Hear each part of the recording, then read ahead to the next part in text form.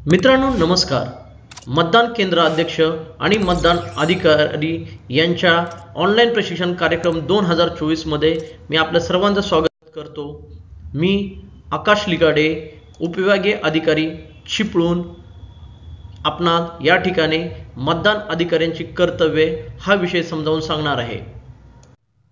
निवडणूक प्रक्रियेमध्ये मतदान अधिकाऱ्यांची भूमिका सर्वात महत्त्वाची असते. या मतदान अधिकाऱ्यांच्या जोरावरच मतदान प्रक्रिया आणि निवडणूक ही निपक्षपातपणे आणि व्यवस्थित पार पडली जाते. या ठिकाणी आपण या अधिकाऱ्यांची कर्तव्ये पाहणार आहोत. मतदान अधिकाऱ्यांची कर्तव्ये पाहण्यापूर्वी जे मतदानाचे वेगवेगळे टप्पे मतदानाच्या दिवशी पार पाडले जातात ते पाहणार आहोत. मतदानाच्या दिवशी प्रथमतः अभिरूप मतदान केले जाते, त्यानंतर मतदानास प्रारंभ केला जातो आणि त्यानंतर दिवसभरात मतदान प्रक्रिया पार पाडली जाते आणि मतदान प्रक्रिया पार पडल्यानंतर मतदानाची समाप्ती केली जाते. हे 4 टप्पे मतदानाच्या दिवशी सर्वात महत्त्वाचे असतात आणि या 4ही टप्प्यामध्ये मतदान अधिकाऱ्यांची भूमिका सर्वात महत्त्वाची आहे. या चार्टमध्ये आपण मतदान अधिकाऱ्यांची जी कर्तव्ये आहेत ती पाहणार आहोत. या चार्टमध्ये पहिला मतदान अधिकारी, दुसरा मतदान अधिकारी आणि तिसरा मतदान अधिकारी यांची कामे एकाच चार्टमध्ये देण्यात आलेली आहेत. पहिला मतदान अधिकारी हा चिन्हांकित प्रतीचा प्रभारी असतो आणि मतदारांची ओळख पटवण्याची जबाबदारी याची असते. तर दुसरा मतदान अधिकारी हा पक्क्या शाईचा प्रभारी, म्हणजेच मतदाराच्या डाव्या हाताच्या तर्जनीला शाई लावायची याची जबाबदारी असते. त्यासोबतच तो 17A या मतदार नोंदवहीचा प्रभारी असतो आणि तो या नोंदवहीत नोंदी केल्यानंतर त्या मतदारास चिठ्ठी देण्याचं काम करतो. तिसरा मतदान अधिकारी हा कंट्रोल युनिटचा प्रभारी असतो, म्हणजेच कंट्रोल युनिट या मतदान अधिकाऱ्याच्या जवळ असतं आणि तो मतदाराची चिठ्ठी जमा करून या कंट्रोल युनिटवरून बॅलेट सोडण्याचं काम करतो. यानंतर आपण सविस्तरपणे प्रत्येक मतदान अधिकाऱ्याची कामे पाहणार आहोत. आता पहिला मतदान अधिकारी हा चिन्हांकित मतदार यादीचा प्रभारी असतो. या मतदार अधिकाऱ्याकडे चिन्हांकित मतदार यादी असते आणि तो मतदारांची ओळख पटवण्याची महत्त्वाची भूमिका पार पाडतो. याचाच अर्थ मतदार सर्वप्रथम या मतदान अधिकाऱ्याकडे जातो आणि त्या ठिकाणी पहिला मतदान अधिकारी त्या मतदाराची ओळख पटवायचं महत्त्वाचं काम करतो. या मतदार अधिकाऱ्याकडे चिन्हांकित मतदार यादी असते. या चिन्हांकित मतदार यादी या पद्धतीची असते. त्यामध्ये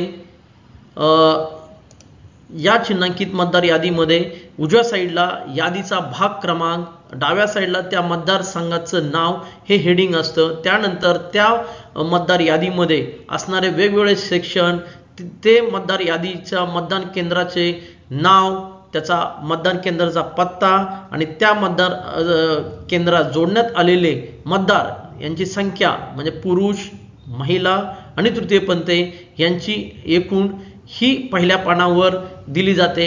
आणि यानंतर दुसऱ्या पानापासून जी मतदार यादी असते ती या ठिकाणी दाखवण्यात आलेली आहे. यामध्ये मतदाराचा अनुक्रमांक, त्यानंतर त्याचा तपशील आणि त्याचा फोटो असतो आणि फोटोच्या वर त्या मतदारास जो इपिक कार्ड दिलेला असतं त्या इपिक कार्डचा क्रमांक नमूद केलेला असतो. आणि ज्या मतदारास, म्हणजेच जे ओव्हरसीज वोटर आहेत त्यांना इपिक कार्ड दिले जात नाही, म्हणजेच त्या मतदारांना इपिक क्रमांक नसतो, म्हणून अशा मतदारांच्या फोटोच्या वर इपिक क्रमांक हा नसतो. त्यासोबतच या चिन्हांकित मतदार यादीमध्ये वेगवेगळी चिन्हे किंवा वेगवेगळे मार्किंग केलं जातं. त्यामध्ये डिलीटेडचे मार्किंग म्हणजेच या मतदाराची वगळणी करण्यात आलेली आहे, म्हणजे तो मयत अथवा तो शिफ्टेड या श्रेणीमधला असेल त्या पद्धतीने याचं डिलिशन केलं जातं. त्याचे शिक्के या मतदार यादीवर असतात, म्हणजेच या मतदारांना या मतदान केंद्रावर मतदान करण्यास परवानगी असणार नाही. त्यासोबतच पोस्टल बॅलेट आणि EDC ही ज्यांना प्रमाणपत्र देण्यात आलेले आहेत त्यांचीही मार्किंग यामध्ये पोस्टल बॅलेटवाल्यांचे PB या नावाने आणि ज्यांना EDC देण्यात आलेले आहे त्यांना EDC या नावाने त्यांची मार्किंग केली जाते. या मतदारांना त्या मतदान केंद्रावर मतदान करण्याची मुभा असणार नाही।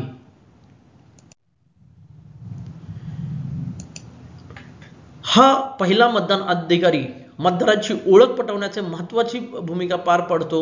या मतदार अधिकाऱ्याने ओळख पटवताना काही बाबींकडे लक्ष देणं गरजेचं आहे। त्या मतदाराने उमेदवार किंवा राजकीय पक्ष यांनी पुरवलेली चिठ्ठी जर आणली असेल तर तो मतदाराचे ओळख पटवण्याचा दस्तावेज मानला जाणार नाही। त्यासोबत जे मतदार EVSC, EVSC, EVPD, कोविड याकरता चिन्हांकित केलेले असतील म्हणजेच PB या नावाने मार्क केलेले असतील त्या मतदारांना या ठिकाणी मतदान करण्यास परवानगी असणार नाही। आणि ज्या केंद्रावर पडदाशीन म्हणजेच बुरकाधारी महिलांची संख्या जास्त असते त्या ठिकाणी एक अतिरिक्त महिला अधिकारी विशेषतः आपण अंगणवाडी सेविका किंवा आशा वर्कर यांची नेमणूक त्या ठिकाणी करतो म्हणजेच या अधिकाऱ्याला त्यांची ओळख पटवणे सोपे जाऊ शकेल। मतदारांची ओळख पटवताना मतदार यादीतल्या ज्या काही लिपिकीय किंवा छपाईच्या चुका असतील त्याकडे या मतदार अधिकाऱ्याने दुर्लक्ष करायचं आहे। मतदाराची ओळख पटवल्यानंतर ती व्यक्ती मतदार म्हणून पात्र आहे किंवा नाही याबाबतचा कोणताही प्रश्न मतदान केंद्रामध्ये उपस्थित केला जाऊ शकत नाही। ही सर्वात महत्त्वाची बाब या मतदान अधिकाऱ्याने लक्षात ठेवायची आहे। मतदाराची ओळख पटवण्यासाठी EPIC कार्ड हे महत्त्वाचं डॉक्युमेंट आहे, परंतु या EPIC कार्डच्या व्यतिरिक्त केंद्र निवडणूक आयोगाने 12 आवश्यक पुरावेही घोषित करण्यात आलेले आहे की ज्याच्याद्वारे मतदाराची ओळख पटवली जाऊ शकते। ते पुरावे आहेत पासपोर्ट, ड्रायव्हिंग लायसन, सेंट्रल किंवा स्टेट किंवा इतर विभागात PSU विभागातल्या अधिकाऱ्यांचे किंवा कर्मचाऱ्यांची आय कार्ड, बँक किंवा पोस्टातल्या पासबुक पण ज्याच्यावर फोटोग्राफ असेल, PAN card, smart card issued by RGI under NPR, MG नरेगाचं job card, health insurance smart card, pension document पण ज्याच्यावर फोटोग्राफ असेल, MP, MLA आणि MLC यांना देण्यात येणारं आय कार्ड, आधार कार्ड आणि युनिक डिसेबिलिटी ID कार्ड ह्या 12 EPIC कार्डच्या व्यतिरिक्त या 12 पुराव्यांच्या आधारेही त्या मतदाराची ओळख पटवली जाऊ शकते।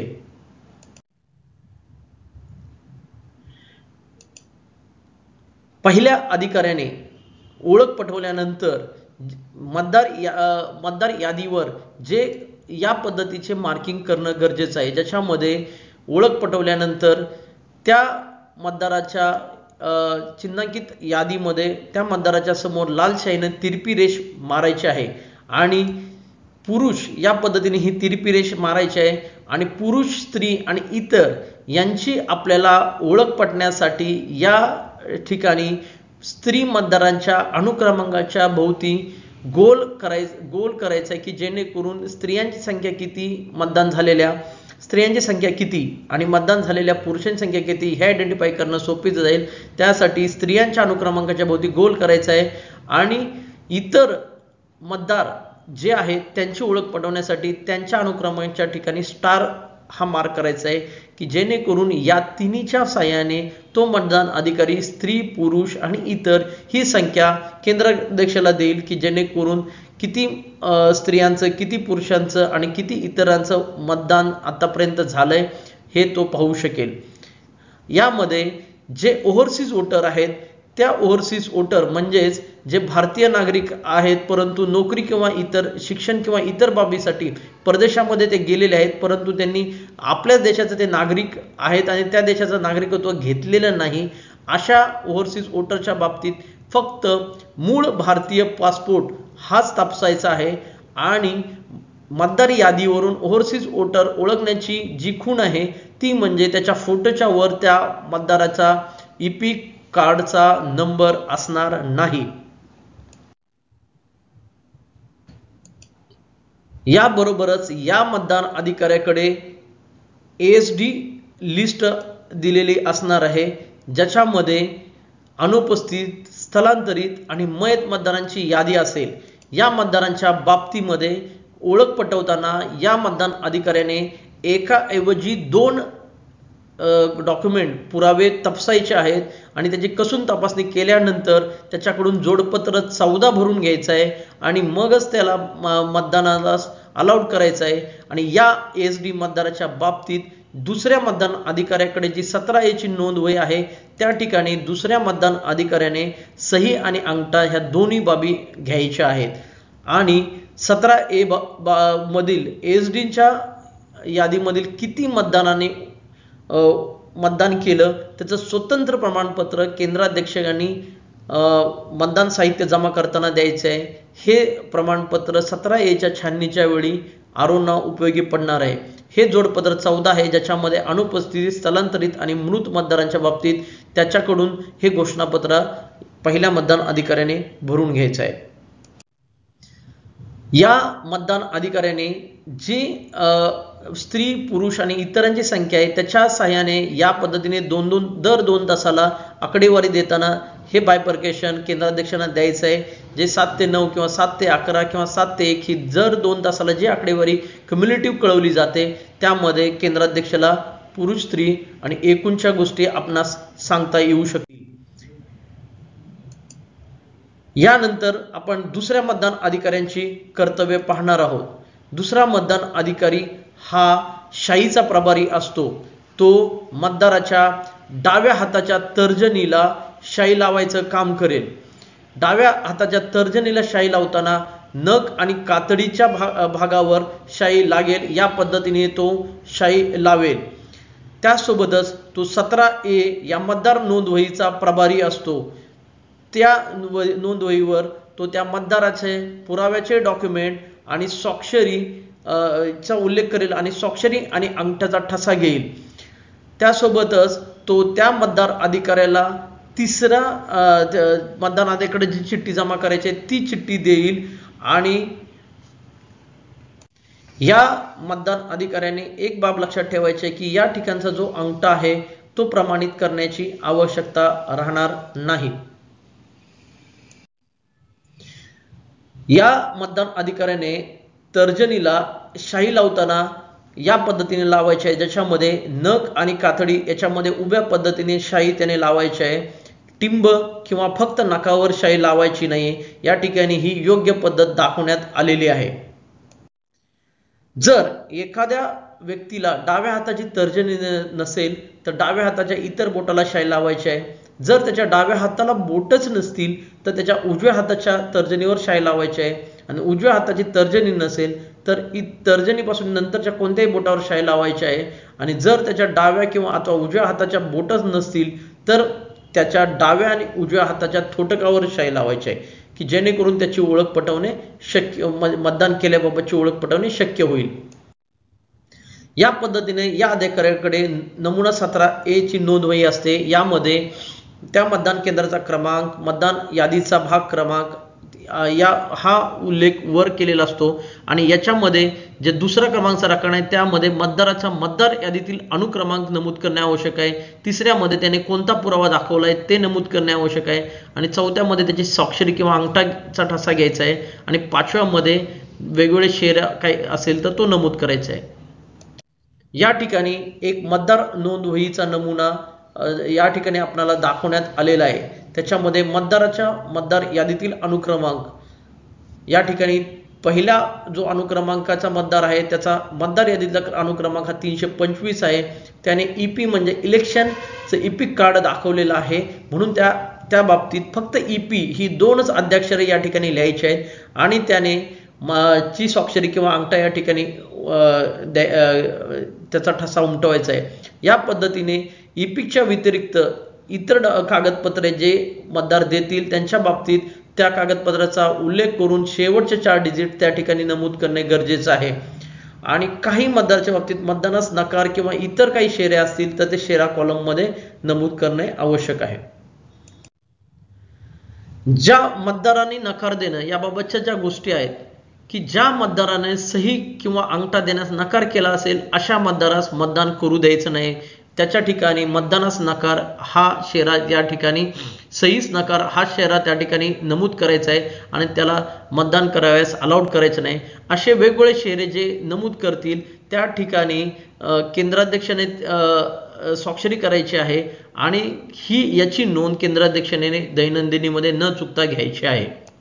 काही मतदारांच्या बाबतीत त्यांनी वोटर रजिस्टरमध्ये सही किंवा अंगठा दिल्यानंतरही तो मतदान करण्यास नकार देऊ शकतो, तेव्हा तिसऱ्या मतदान अधिकाऱ्याने त्याला मतदान करण्याची विनंती करायची आहे, तरी त्याने ती विनंती मान्य नाही केल्यास मग त्यास मतदान नोंदवायचं नसेल तर त्याला जाण्याची परवानगी द्यायची आहे आणि मतदार रजिस्टर म्हणजे 17A रजिस्टरवर या मतदारास नकार असा शेरा नमूद करायचा आहे। अशा बाबतीत त्या 17A रजिस्टरमधील अनुक्रमांक बदलण्याची आवश्यकता असणार नाही।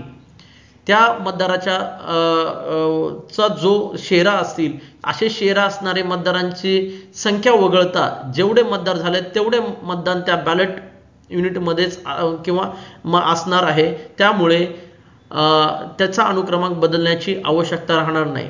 जर तिसऱ्या मतदान अधिकाऱ्याने जर बॅलेट सोडला असेल तर त्या बॅलेट सोडल्याच्या बाबत ही बॅलेट रद्द करण्याची आवश्यकता राहणार नाही। जो पुढचा मतदार येईल त्याच्यासाठी ते बॅलेट वापरले जाऊ शकते। यदा कदाचित जो मतदार शेवटच्या मतदाराच्या बाबतीत अशी जर घटना घडली तर ते बॅलेट रद्द न करता कंट्रोल युनिटचा पॉवर स्विच बंद करून नंतर तो ऑन करायचा आहे।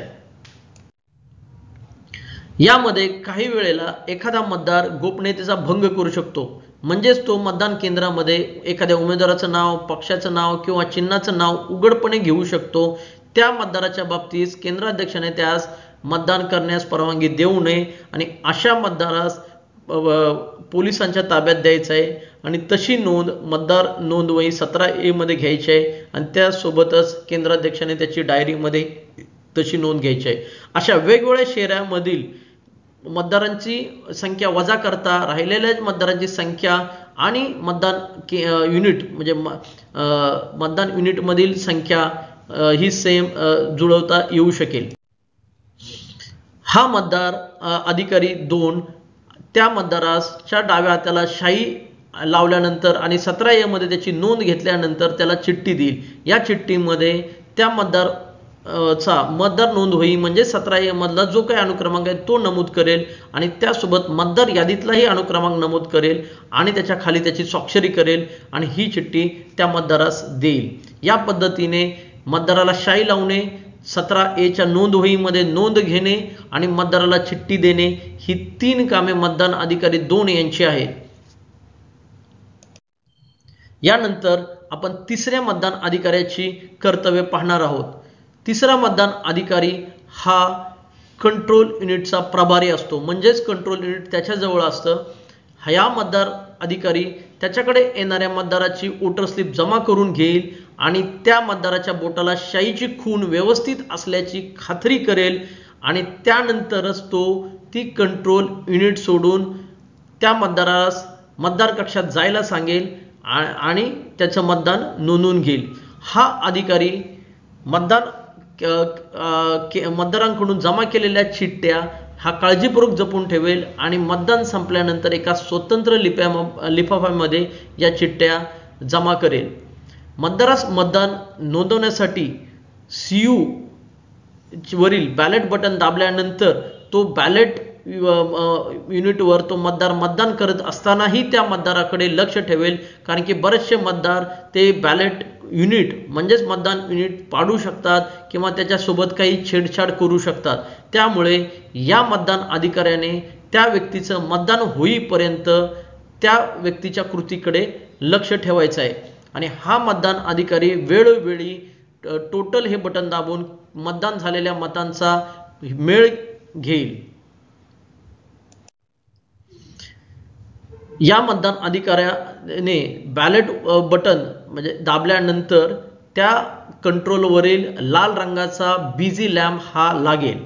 हा बिझी लॅम्प लागल्यानंतर बॅलेट युनिटवरचा जो ग्रीन कलर डिस्प्ले होईल आणि त्यावेळी तो मतदार मतदान कक्षात जाईल आणि त्यांना ज्या उमेदवाराला मतदान करायचं आहे त्याच्या समोरील निळ्या रंगाचं बटन दाबून तो मतदान नोंदवेल। त्यावेळी मत नोंदवल्यानंतर त्यावेळी त्या उमेदवाराच्या समोरील लाल रंगाचा दिवा पेटेल आणि मतदानाची नोंद होईल।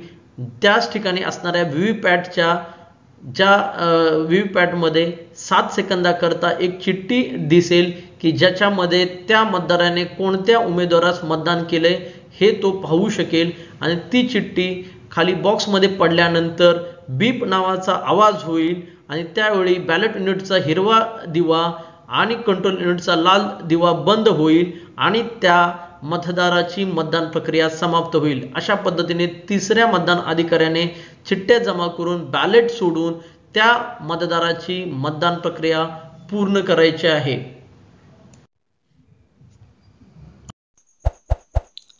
अशा प्रकारे व्हिडिओ आवडल्यास व्हिडिओ लाईक, शेअर आणि सबस्क्राईब करायला विसरू नका। धन्यवाद।